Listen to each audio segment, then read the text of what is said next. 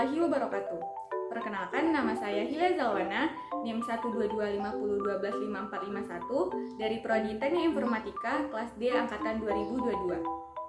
Pada kesempatan kali ini, saya akan menjelaskan salah satu materi dari mata kuliah Tata Tulis Karya Ilmiah, yaitu penyajian data dan informasi. Nah, untuk lebih jelasnya, simak ya video ini. Materi yang pertama adalah pengertian data dan informasi. Data adalah kumpulan fakta yang disimpan dengan tipe data yang terstruktur maupun tidak terstruktur dalam suatu media penyimpanan untuk kemudian dapat diolah agar dapat menghasilkan suatu informasi. Data biasanya berupa kata-kata, kalimat, simbol, angka, dan lain sebagainya. Sedangkan informasi adalah hasil dari pengolahan data yang sudah dapat diterima oleh akal pikiran yang nantinya bisa digunakan untuk mengambil keputusan.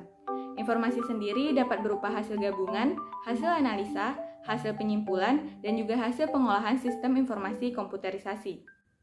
Jadi, dapat disimpulkan, data dan informasi adalah dua hal yang tidak bisa dipisahkan.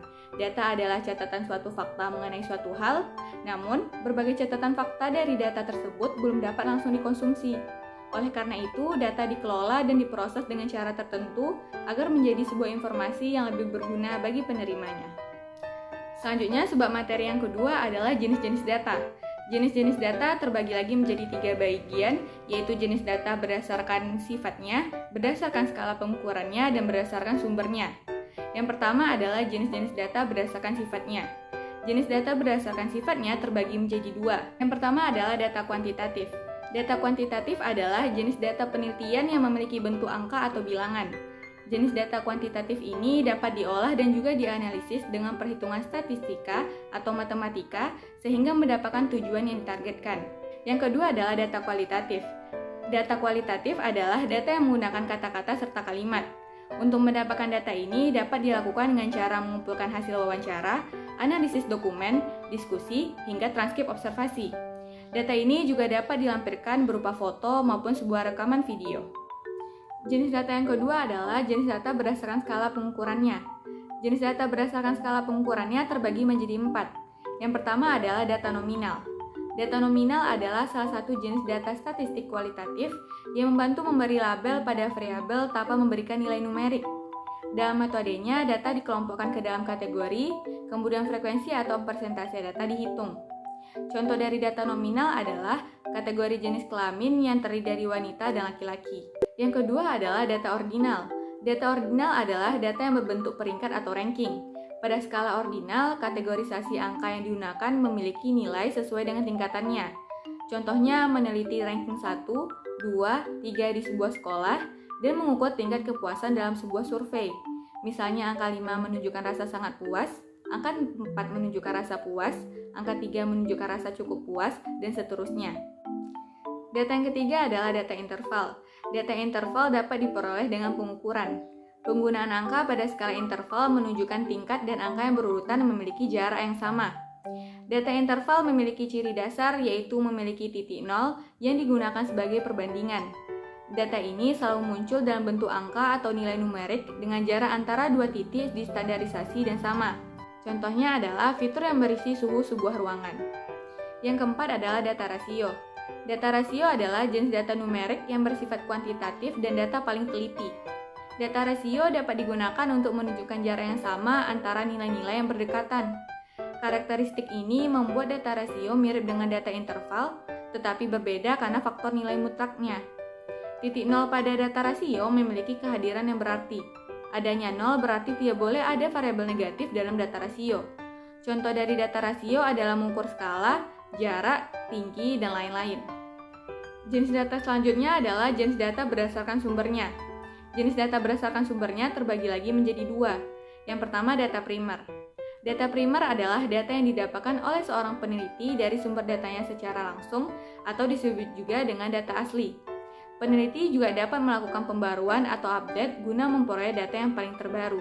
Data ini didapatkan dengan beberapa cara, yaitu wawancara dengan narasumber terpercaya, melakukan observasi dengan langsung terjun ke lapangan, menggelar diskusi, dan melakukan penyebaran kuesioner. Data yang kedua adalah data sekunder. Data sekunder adalah data yang diperoleh melalui sumber yang sudah tersedia, tetapi harus berasal dari tangan pertama.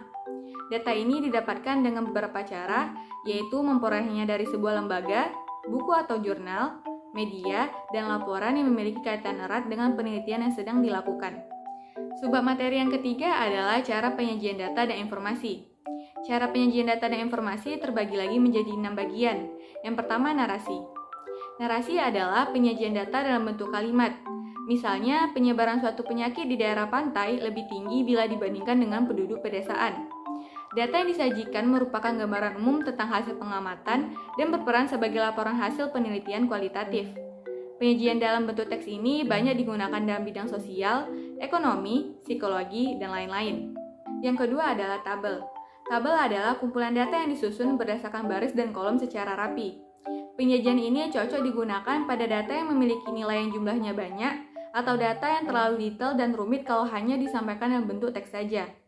Penyajian data ini berfungsi untuk memberikan kemudahan kepada pembaca agar cepat memahami informasi yang disajikan karena disusun secara sistematis.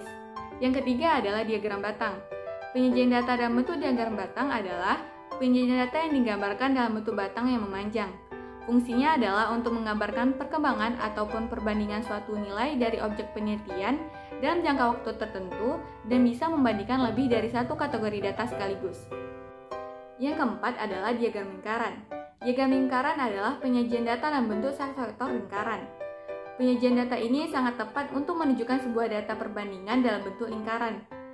Pada satu diagram lingkaran, biasanya data disajikan dalam bentuk persen dan derajat sesuai dengan porsi masing-masing dengan total nilai diubah dalam sektor 360 derajat. Yang kelima adalah diagram garis. Diagram garis adalah penyajian data yang disajikan dalam bentuk gambar atau grafik yang menunjukkan hasil dari pengambilan, pengolahan, dan penyajian data. Grafik ini biasanya disajikan dalam bentuk garis-garis yang menghubungkan antara titik-titik. Diagram garis berfungsi untuk menyajikan data perkembangan atau pertumbuhan suatu hal dari waktu ke waktu. Yang terakhir adalah penyajian data dalam bentuk peta. Jenis data dalam bentuk peta biasanya lebih sering digunakan pada data kependudukan karena dinilai lebih menarik dan mudah dibaca oleh banyak orang, terutama tentang penunjukan lokasinya. Subbab materi yang keempat adalah aturan dan tata cara penyajian data ilmiah. Aturan penyajian data ilmiah yang pertama adalah pastikan judul yang diberikan sesuai dengan data yang disajikan. Yang kedua, sebutkan satuan pengukuran jika data dalam bentuk grafik atau diagram. Yang ketiga, buat tabel grafik dan diagram dengan cara yang mudah dipahami semua orang. Yang keempat, sertakan sumber informasi data yang didapatkan pada bagian bawah data. Yang kelima, untuk mempresentasikan data secara akurat, pilih skala yang tepat. Yang keenam, buat indeks untuk warna, bayangan, garis, dan desain yang sesuai agar pemahaman yang lebih baik. Yang ketujuh, pilih ukuran, jenis huruf, warna, dan lain-lain dengan benar sehingga dalam penyajian data dapat menjadi alat bantu visual. Yang kedelapan, data harus sistematis dan menggunakan metode yang benar dalam penyajiannya. Yang terakhir dan tidak kalah penting, data yang disajikan harus berupa fakta. Selanjutnya adalah tata cara penyajian data ilmiah. Yang pertama, merumuskan dan mengidentifikasi masalah. Yang kedua, melakukan model dan metode untuk penelitian. Yang ketiga, melakukan penelitian sesuai dengan metode penyajian data yang sudah ditentukan. Yang keempat, mengumpulkan data yang sudah didapatkan. Yang kelima, menyusun dan menganalisis data. Dan yang keenam, menyajikan data dalam bentuk narasi, tabel, diagram, ataupun peta. Mungkin sekian yang dapat saya sampaikan, kurang dan lebihnya saya mohon maaf. Semoga bisa bermanfaat bagi kita semua, terutama untuk diri saya sendiri. Wassalamualaikum warahmatullahi wabarakatuh.